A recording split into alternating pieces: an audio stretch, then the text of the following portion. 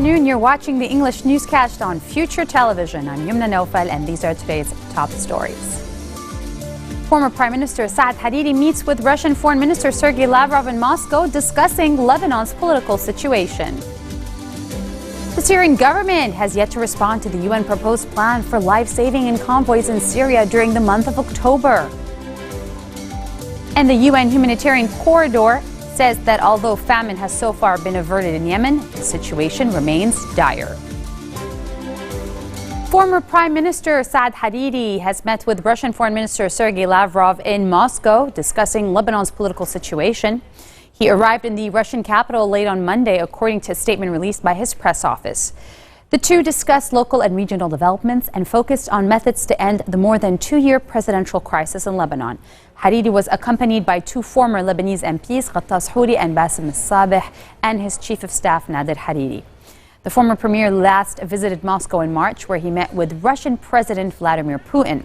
This visit comes only 2 days after Hariri ended a week-long flurry of consultations with top Lebanese leaders in order to end the presidential vacuum. Just to remind you, the country has been without a president since Michel Sleiman's tenure ended in May of 2014.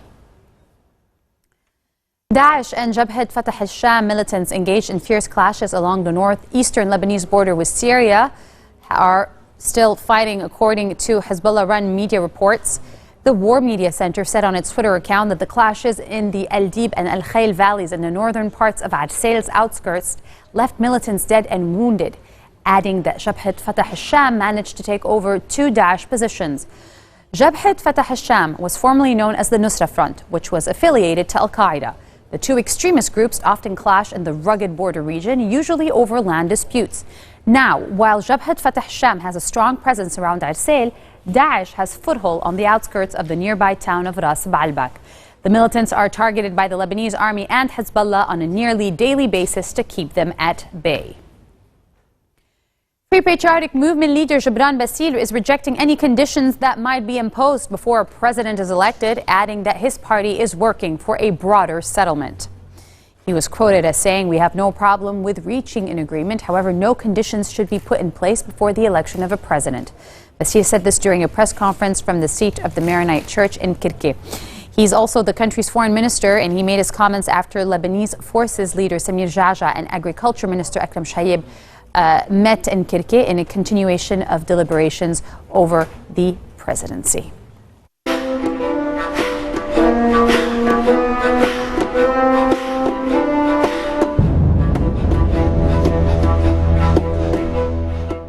The Syrian government has yet to respond to the UN proposed plan for life-saving aid convoys in Syria during the month of October, according to a UN spokesman.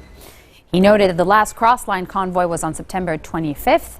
Meanwhile, the United States broke off talks with Russia on Monday on implementing a ceasefire agreement in Syria and accused Moscow of not living up to its commitments under the September 9th deal to halt fighting and ensure aid reaches besieged communities. Coming up next, the White House launches its first South by Southlawn event, during which Obama met with Leonardo DiCaprio. Stay with us, we'll be right back.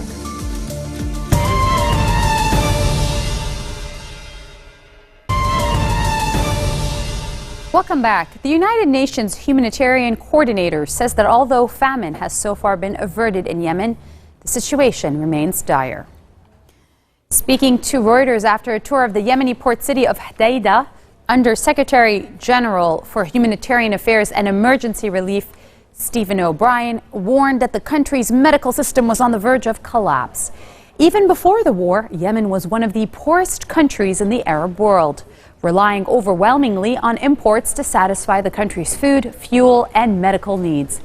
Some 21 million of Yemen's 28 people need some form of humanitarian aid, and more than half of the population suffers from malnutrition.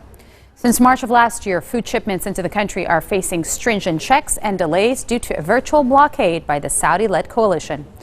O'Brien called on all parties to lift unnecessary restrictions and obstacles to the movement of desperately needed food and aid in the most needed across the country.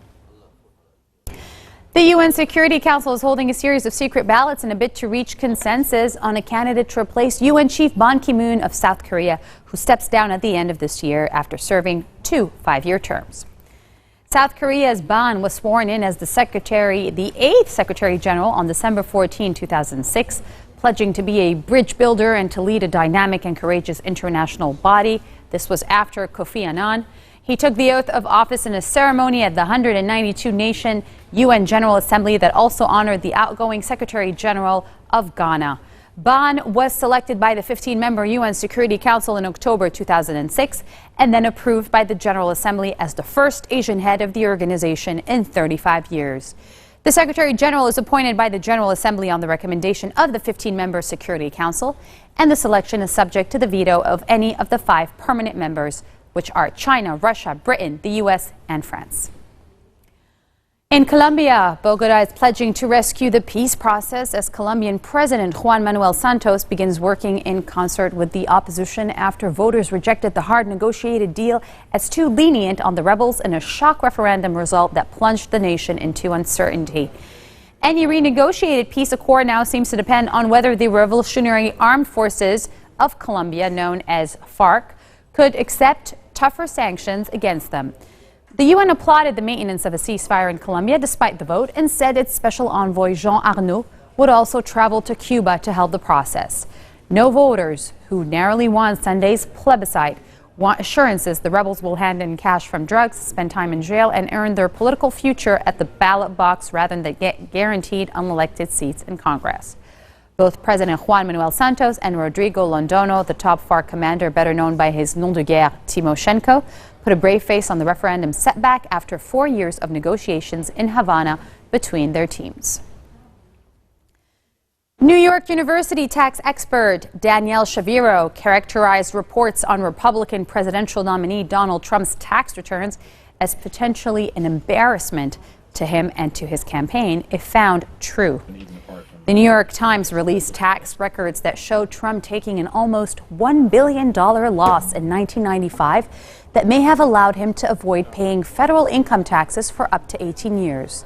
The Times said that although Trump's taxable income in subsequent years is yet unknown, a $916 million loss in 1995 would have been large enough to wipe out more than $50 million a year in taxable income over 18 years. Trump has declined to release his tax records, unlike previous presidential nominees in modern history, saying his taxes are under a federal audit. Shaviro said that voters might interpret Trump's reluctance to release his records 2 ways. One is that he doesn't seem to be a very good businessman, and the second is that there are a lot of questions that relate both to his skills and his good faith that he doesn't seem to want people to be able to answer. The White House launched its first South by Southlawn event during which United States President Barack Obama shared a panel with actor Leonardo DiCaprio, where they spoke about the tremendous challenges of battling climate change. DiCaprio delivered an indirect blow to the Republican presidential nominee, stating that the scientific consensus is in and the argument is now over. And if you do not believe in climate change, you do not believe in facts or truths, and therefore you should not be, in his opinion, allowed to hold public office. Take a look. We are very proud of the work that we've been able to do over the last 8 years here in the United States. Doubling fuel efficiency standards on cars, really ramping up our investment in clean energy so that we've doubled the production of clean energy since I came into office. We have increased wind power threefold. We've increased the production of solar power 30-fold. We have, as a consequence, slowed our emissions and reduced the pace at which we are emitting carbon dioxide in the atmosphere faster than any other advanced nation. You've got potentially 1 billion people who are dependent on a certain pattern of rains, the Himalayas getting a certain amount of snowpack, etc. And those folks' margin of error is so thin that you might end up seeing migrations of hundreds of millions of people, which invariably will create significant conflict. There's already some really interesting work, not definitive, but powerful, showing that the droughts that happened in Syria contributed to the unrest and the Syrian civil war.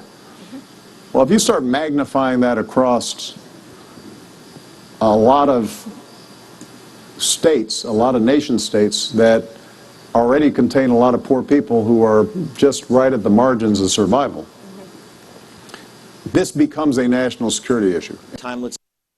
This marks the end of our bulletin for today. Now for a reminder of our headlines. Former Prime Minister Saad Hariri meets with Russian Foreign Minister Sergei Lavrov in Moscow discussing Lebanon's political situation.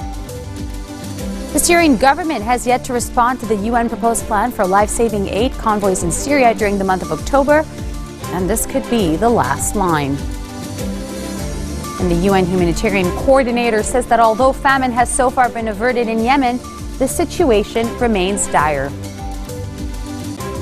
Those are your Tuesday headlines here on Future Television. Join us again tomorrow for what's making headlines here and around the world. Take care.